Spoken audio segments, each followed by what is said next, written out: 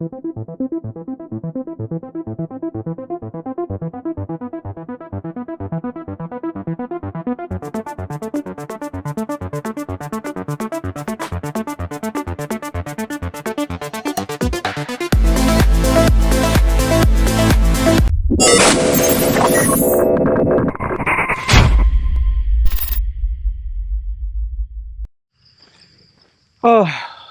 all right. Let me ask you a question. Normally, on Facebook or any social media, you'll always see, when a couple is getting married or when two people are falling in love, you'll see the romantic side. You'll see those messages, you are the one my heart is beating for, and today I'll be spending the rest of my life with you, and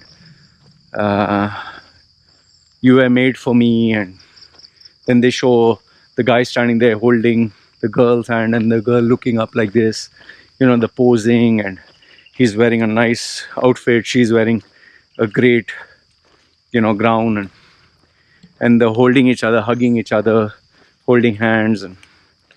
And you'll see, obviously, when two lovers are together, they'll take a photograph, hands holding, they'll show the photograph, legs together,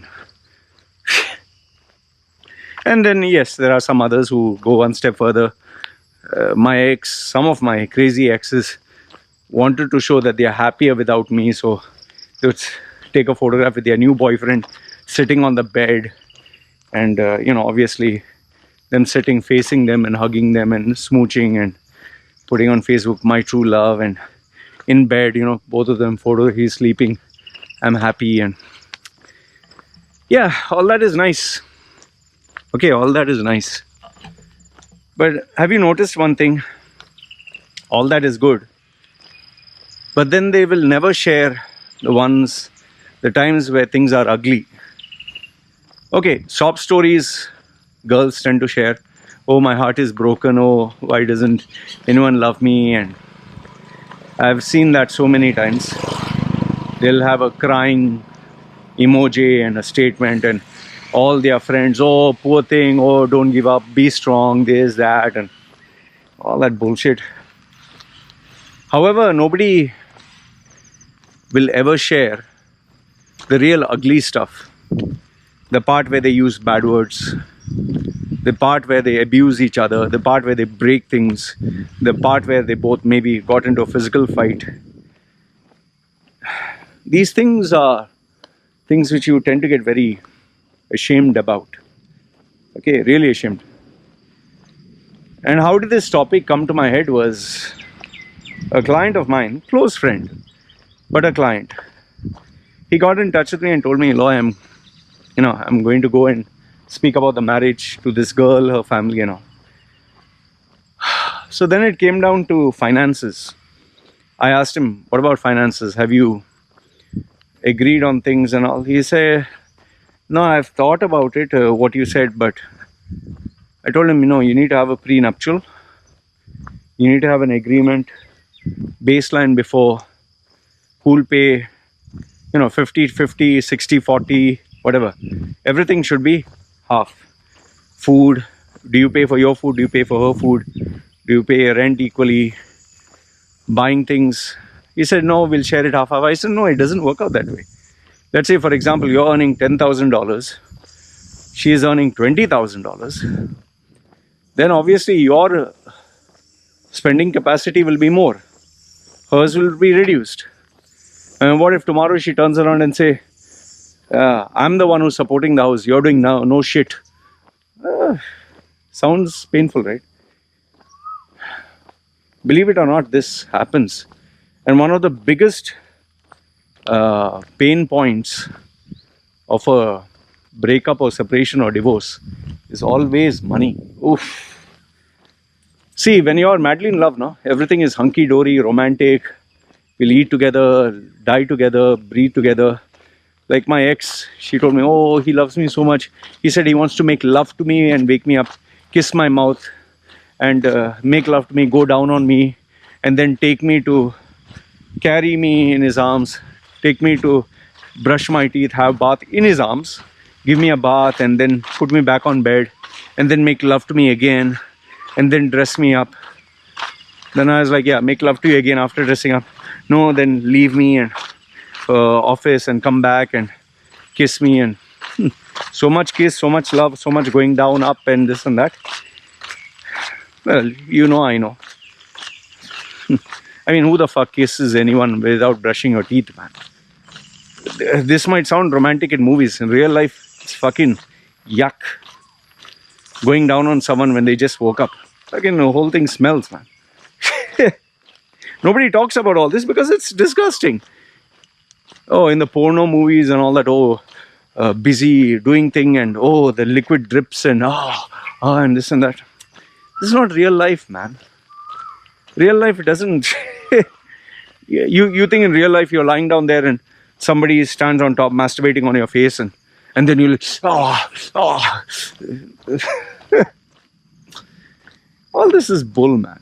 In real life, you don't do all these things.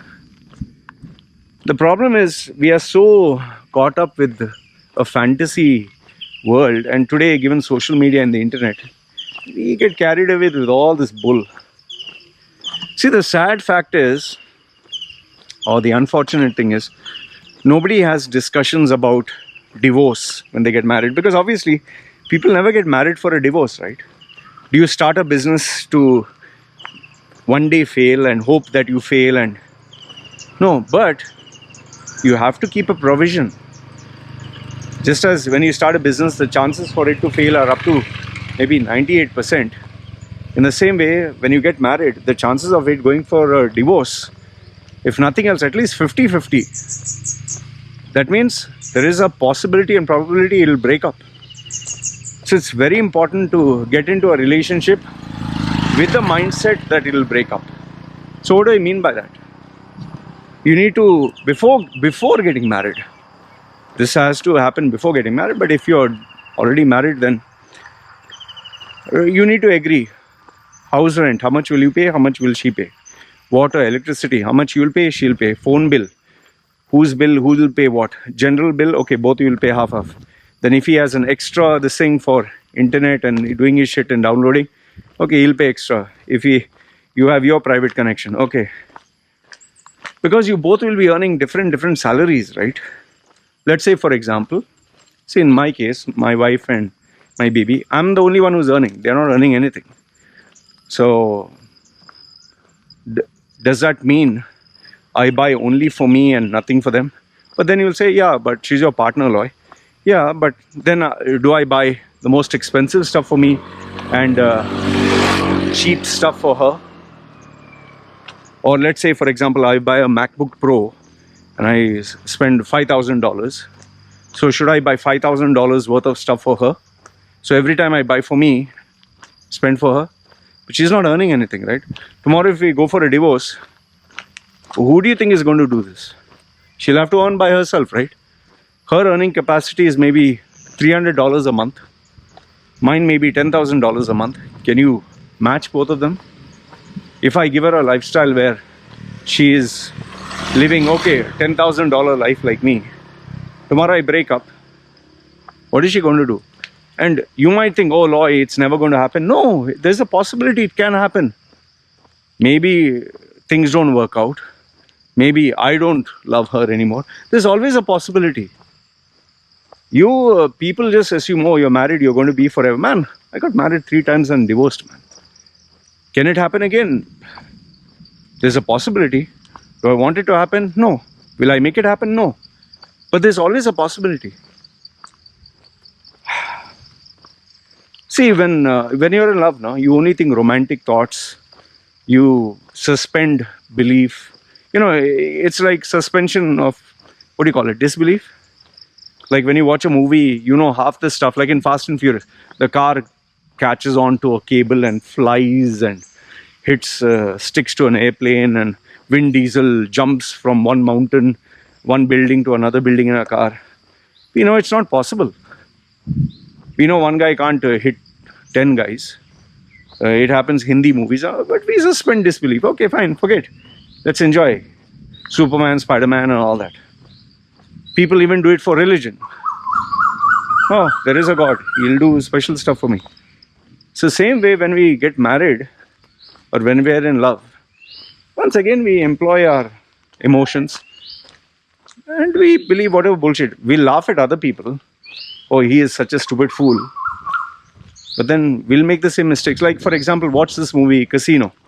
Okay, in the movie Casino, Robert De Niro and in that movie Sharon Stone is his wife. She was actually a stripper, and this guy was a mafia boss. He is worth millions of dollars. She is worth nothing. So he says, "I love you. I'll marry you," and all that. So she's very happy now. He's giving her a good life. And one fine day, he takes her to the bank, and he tells the bank manager, "All my money, all my wealth, all my gold, all my diamonds, everything that I've earned, that is mine. From now, it'll be half for her, half for me." Okay, means in the sense, she can withdraw without asking me. Okay, she doesn't need my signature. I'm making her, a joint signatory and all that. So the bank manager looks at him and says, "You must really love this girl." He says, "Of course." And then they show that they're kissing each other and they're so in love. But you see the movie, towards the ending, it's like they both have fallen out of love. She gets into drugs and smoking and drinking, and she ends up sleeping with one other guy who wants to kill this guy. And one fine day, this guy receives a call, and they are fighting, literally fighting every day. She is no longer the same person. He is no longer the same person. He has enough stress in his business. And one day the bank manager calls him and says, "Sir, I just called to inform you." He's saying, "What?" He's saying, "Your wife has come here and she's withdrawing all your money. She's taking all your jewels and everything." He said, "What?" He said, "Yeah, I just called to inform you." He's saying, No, stop it. I don't give a fuck. Stop it immediately." "Sir, I can't do anything. You have legally signed the papers. She's taking everything." And lo and behold, by the time he came there, she had cleaned up everything. In fact, she bribed the security guy, she bribed the manager, everyone, with stacks of money and said, "Keep it." So nobody stopped her. What happened to Jeff Bezos and his wife? What has his wife done that she deserved billions? Please tell me. Nothing. The husband did everything. But he made one critical error. He never had a prenuptial. She easily got away with his billions. Same thing with Bill Gates. He never thought he'll be so rich. See, when somebody wants something from you, they'll be very sweet and nice. But when they don't need anything and you no longer can satisfy them, and the expectations have risen, and they feel that you are a liability for them, they'll treat you like shit, man. And lo and behold, then you'll see a side of theirs that you must have never seen. That is why I always tell people, you want to know the real side of the person you're in love with, look at how they treat people they hate. Look at how they treat them. Or look at how they behave unconsciously, not how they treat you. Look at how they treat others, especially the ones they don't like, because one day you'll be there. So I told this guy, "See, listen, don't agree on paying her loan and your loan and you both will pay each other's loan. No, her loans are separate, your loans are separate. Her house issues are separate, your house issues are separate. Her parents' issues are separate, your parents' issues are separate. Don't mix both, you'll regret it." Because they both are earning, they both are grown as adults. And I even told him that tomorrow when your egos clash, which it will, tomorrow when you have a fight, which you will, you tend to say the most ugliest things possible, which can be very hurtful. Even with me, you think in these 5 years, I've not said anything that has been very bad. I may not share everything on video. Out of the 5 years, I would say two or three, but one or at least one, very, very bad, so bad I'm seriously embarrassed. I use language I would have never used. I I didn't physically hit her, thankfully, which that is something I've done only once with a wooden spoon, because that was when the baby nearly fell in the oil, or she was playing there. But just long story short, my wife started to see, my wife being humble, being sweet, being nice, she also changed with time. Now she is from being a simple village girl who had nothing and never wanted anything. Today, obviously, staying with me, she wants the good life, which you can't help. She gets to eat prawns, she gets to eat crabs, she gets to eat lobsters. These are not cheap. I buy for her. It's not that she's eating every day, but she likes good food. Before, she never had that.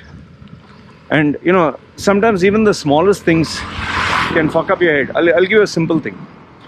When I buy squid, okay, squid, which is a delicacy, okay, I buy the expensive one, the big ones. Obviously, we cut it half for her, half for me. When she's cooking for her, she cooks very nicely. She makes sure that it's the best style for her. But when she cooks for me, obviously, she doesn't know the Indian style of cooking and all that. So she cooks in whatever way she feels is best for me. But most of the time it comes out less than ideal. However, when she's tired and all that, and she's not in a frame of mind, she'll just cook a very bland dish. Like this happened 3 times in a row. Not once, 3 times in a row. First time I kept quiet, I just ate, even though there was no taste. Second time it was nearly like, I asked her to fry, she deep fried it to a point where it almost burnt, and I literally felt I was eating sand. The third time she made it like the taste, I just couldn't eat it. I said, you eat it. Then the fourth time when I wanted to buy, she said, let's buy squid. I said, no, we're not going to buy, because you buy, you take care of yourself, and you give me shit for what? Because I got irritated, no? How many times do I keep quiet? And on top of that, see, you might feel this is silly stuff. Now, I'm not sharing this with you to bitch about my wife, but rather to tell you these are the small things that really drive people mad. You know, it's not the big fights. It's not like extramarital affair. No, you will fight over, like for example, clothes. She has a habit of, sometimes keeping the clothes dumped in one corner. I like them to be proper. Toothpaste, I like taking right from down. She presses anywhere and she dumps it everywhere. And sometimes the toothpaste is filled with water because the baby plays with it. Soap and this thing, I like my stuff to be kept clearly. But when I come there, it's lying all around and the baby has filled water in it. I mean, how much can I keep telling her?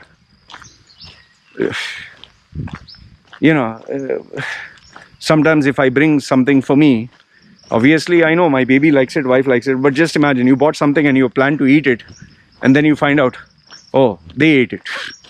So, I know this might sound silly to you, but take it from me, when you have enough and more stress, like for example, yesterday, okay, simple thing, yesterday, I went out to complete some work. I told her, do you want anything? She said, no. I said, do you have to buy anything? She said, no. I said, are you sure? No. I went, came back, and then I got food for me to eat. I came back and now I'm dead tired. I want to eat food, which is hot, which I bought as delivery. So sit quietly, peace of mind. I come in, waiting to keep the food and eat. And then she tells me, oh, I just forgot to tell you that we need to buy this for the baby. And I was like, fuck. Just imagine, I'm hungry, I'm tired, I want to eat. She said, okay, you eat first and then you can go. But, late night it'll close. So I kept it there. I went again. I said, before going, I said, do you want anything? Do you have to do anything? No, nothing, everything fine. Okay, went. I went. Okay. And came back. Now, finally, I can sit at home. I can eat. I'm tired the whole day.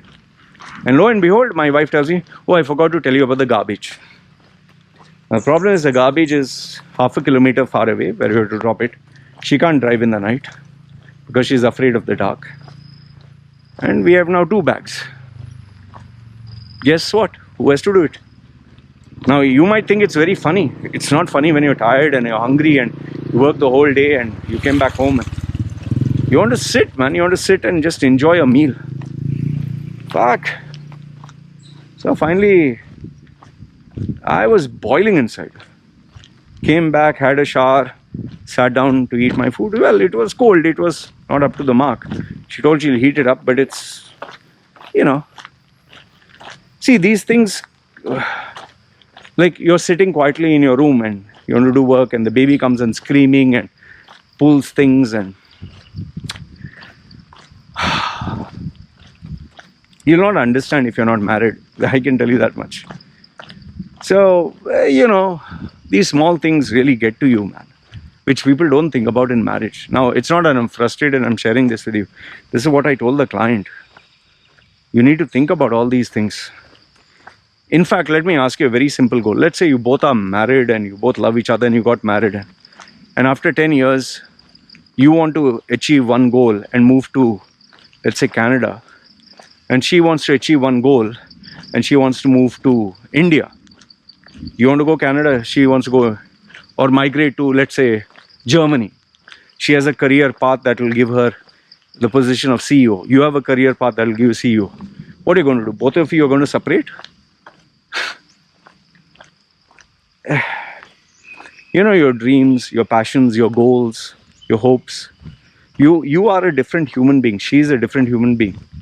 Just because you decided to get married or you spend a few months that you know each other doesn't mean you can plan out the rest of your life flawlessly. The biggest mistake people do is when they are in college or whatever, they get married. Oh, when you're high school, you should never actually marry high school sweethearts. And don't cherry pick someone else's example and say, see, they are married 35 years, 37. They are not you, you're not them. Today, we live in a world where there are so many temptations, so many opportunities, so many threats, so many things that people want to do. See, I gave you small, simple things. Toothpaste, cooking food, clothes, even purchasing stuff. Like I'll tell you, for 5 years, I didn't buy my wife anything. For 5 years, I saved the money. One fine day, I finally bought her gold, which you know. Now, the gold that I bought her was pretty expensive, not a small amount. Now, after she got the gold, obviously, she wanted to show her family and show people on her Facebook. And so she showed. It was a big chain. Okay. And a village being a small place, everyone knows everyone and they are all on the same Facebook. So obviously, everyone like, wow, your husband loves you so much. You're so lucky and this and that. Okay, fine. And before you know it, everyone started then showing, oh, my husband also loves me. See, he bought me gold. Oh, my boyfriend loves me. He bought me gold. Everyone started showing gold. Peer pressure. And very soon, my wife used to show me, see, they are also trying to show they bought gold. And, oh, this one bought more heavier gold than me. So for me, it was like, okay. Now, remember what I told you. 5 years, we got married. My wife never asked me anything expensive. It was only gold, which I surprised her. Now, after I bought her gold and after it was shown, my wife started this habit of asking me, when you buy me gold next time, don't forget, or if you buy me a small gold. So now every time she would keep repeating that. Until one day I made the mistake of telling her, okay, I might buy you if I get a big client. Okay. I shouldn't have said that. I broke my own rule of not keeping the expectations low. And lo and behold, one fine day, I was in an irritated mood or I was in my own tension. I just finished this thing and I came walking out of the room. And my wife tells me, when I checked the promotion and if you're, when you buy me gold, their Thai festival is coming, Songkran, which is the water festival. It's like New Year. Yeah, you can buy me, she told a very big amount and a very, very expensive. Okay. I mean, let's say, for example, I'm just giving off my head. Suppose I spend 100,000. Okay. To surprise her, I spend, let's say 100,000, which is I never did. Now she is asking me, okay, when you buy, this time we'll buy 150,000.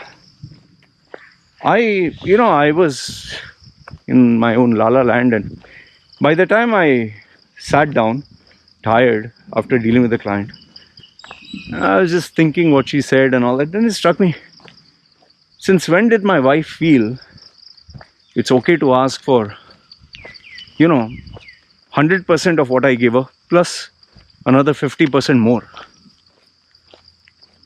I was completely shocked. I was like, a simple girl from the village who never asked me anything in her life.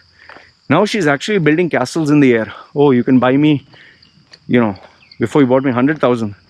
Now let's go for 200,000. Go more. And I follow a policy. You need to attack the problem before it grows out of proportion. And I always do this when I'm cool, calm, composed. I called my wife when I was a little better the next day, and I said, what did you ask me and all that? She said, yeah, I remember the gold. I said, who told you I'll buy the gold? No, you promised me. And then I told my wife, remember the dog fell down? I don't know if you watched the video. My small doggy, whom I had always told my wife, don't let my baby play with the dog because this is Chihuahua. If its bones break, you can't repair them, and they're very expensive to maintain. The baby used to carry the legs of the hand like this, because she's small, 3 years old. And she took it on top of the bed and she just threw it down the floor from the bed at a height. Went and hit its head and got a concussion, and it was shivering. We thought it's going to die. I lost my cool because I told my wife so many times. So finally, I was red hot, I'll tell you. I just said, if the dog has to die, fuck it. Because how many times do I have to tell my wife? Finally, after 4 or 5 hours of being with the doctor, she came back and said, the dog will take 2-3 days to heal. They've checked, no bones broken, nothing. Eventually, the dog became okay. And that time I give my wife a punishment. No gold. No gold for the whole year. Cancel everything. Now the funny thing is, my wife forgot or chose to forget the punishment, but she remembered the romantic stuff that next time I'll buy you. And every time she kept pushing for it. So I told her, there's nothing, no gold, nothing. And I even told her, if you're going to keep chewing my brains, but all this, go back home with your mother, take the daughter, go get a job in a factory where they pay you $200 to $300 a month. You work, you pay your bills. I'll send you every month for your and her expenses. I know you'll say, Loy, how can you be so cruel? Man, you need to put people in their place. People forget. That's what you are not realizing. You think just because you're married to someone, oh, it's happily ever after. See, the problem is nobody speaks on these challenges. In fact, how many married couples will openly tell you that they've cheated on their spouse? Tell me. Who speaks on it? Nobody speaks on it. Who tells you that they went to a massage parlor and got a happy ending? Who tells you that they paid a prostitute for a little bit of sex without? Who tells you that they had an affair in the office? Well, believe it or not, I get so many stories from so many clients who pay me money to tell me, Loy, I'm in trouble, what do I do? Everyone talks about marriage and happily ever after. Nobody talks about divorce. Nobody talks of the embarrassment. Why? Because they're ashamed. See, I'm not trying to be only negative, but you need to be realistic. What you need to understand is, we live in a world where we cherry pick the information we want to hear, we subscribe to what we want to believe, and we keep thinking life is beautiful or they should be like that. No, man, there is an ugly side to life. And the ugly side is what nobody talks about. Today, maybe your relationships may be perfect, you may be madly in love.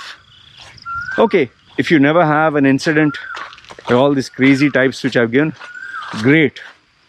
You never had a single fight, you never had a single argument, never gave a single bad word, fantastic. But I can tell you this much. Cooking, small things, cooking, throwing the garbage, the food not being the right way, spending unnecessary money here and there, ego, pride, so many things. In fact, people, even their social media, They might not like a relative or a friend. Like, there are so many things about my life that you can never do. Like, for example, all my wife's not bank account, passwords I have. She has all my passwords. I have all her bank account details. Anyway, she doesn't have anything there. She has all my bank account details. Now you'll be like, Loy, your previous girl took your money and ran away. I told her, if you're loyal and faithful to me, all the money after I die is yours. If you cheat me and run away, maybe you'll take this much. But then the next 5-10 million, you'll never get. Why do you think she'll be faithful? It's more beneficial for her to be faithful. In fact, only one time in our relationship, she promised a poor child that she'll spend little money, 200 baht or something, 200 baht, which is hardly a few dollars. She by mistake sent it. She came to me shivering and telling me, oh, I did this mistake, please. It's good, that fear should be there. You have no idea how many stories in Thailand where the guy has come, all his money taken away and the girl ran away. How many? Nobody talks about it because it's embarrassing. The biggest one is on this island where a multi-millionaire, I think he was British, I think about how much? 180 million pounds, British pounds. The girl was only 18 or something. The guy was, she took it and she threw him out. Put a court case, whatever he wanted to do. She bribed everyone. Never got a penny back. It's a known story. I don't want to fill in the details. See, you might say that, oh, these are only evil people. Take it from me. When you never know how a person can change, when it becomes survival of the fittest, when there's no emotions and feelings involved, a person can be so dark, so dangerous, so cold-blooded. Like the girl whose face I tattooed here. Oh, I thought she was innocent and she was childlike. Imagine, she was a young girl. The way she dropped me like a hot fucking potato. I would have died due to depression. And she knew that. She didn't give a fuck. All our sex videos, photographs, everything. I could have destroyed her life easily by publishing it online or forwarding it. I gave it all back to her. I said, keep it. It all belongs to you. I don't want to hurt you or harm you. And I went back into my depression. It took me 6 years to get out of it. While 6 years she enjoyed. But after I got out, I grew 10 times more. And unfortunately for her, her life went 10 times worse. Anyway, the bottom line, what I want to tell you is this. Remember, every couple on this planet is a man and woman. Two people, two partners. Okay? Both are human beings in their own right. Both have likes, dislikes. Both have temptations. Both have unique personalities, dreams. Don't assume. You're a fool to assume two became one. No. This is only Spice Girls when two become one and all that shit. Two never become one. Maybe in the bedroom you become one. After that, you are faced with your passions, your goals, your temptations, your food. Like, simple. Do you like the same food? Do you like the same amounts? Do you have the same friends? Do you have the same hobbies? Do you look the same? Come on, man. Then how can you assume that both became one? One has to sacrifice for another, and each one has to do in different ways. But when the incentive is no longer there, ooh, you get ready for a dark path that is really scary. Anyway, I don't know how far this was useful, what all I had to share with you. But I just want to leave you with this. If you're getting into a relationship, be practical, be smart, be intelligent, be manipulative, be sharp. How do you think my relationship is? How perfect? I made the right choices. Just believe me, my life would have been destroyed. Anyway, this is what I wanted to share with you. Let me know your thoughts. You agree, disagree? This is me signing off. You guys take care.